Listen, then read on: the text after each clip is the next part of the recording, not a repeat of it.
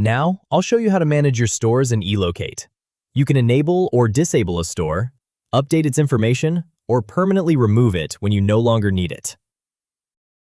Like and subscribe so you never miss what's coming next at Epic Shops to help you sell more online.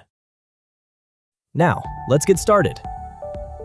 From the Stores section, locate the store you'd like to manage. If you want to temporarily hide a store from your store locator, use the Store Off/On toggle. Turn it off to hide the store, or turn it on to make the store visible again.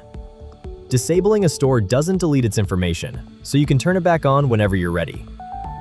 This can be useful if a store is temporarily closed or inactive.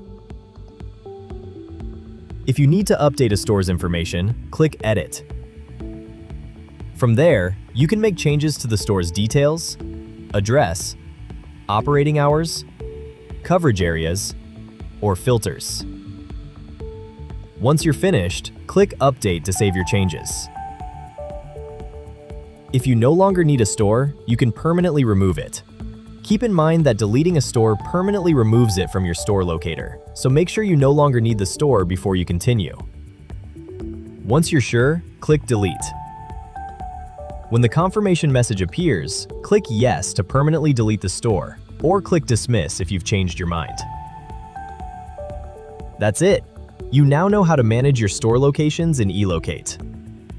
If you get stuck along the way, don't worry. Just click Get Help to browse our support resources anytime.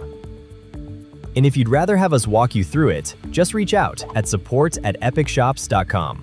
We'd love to help you get everything up and running.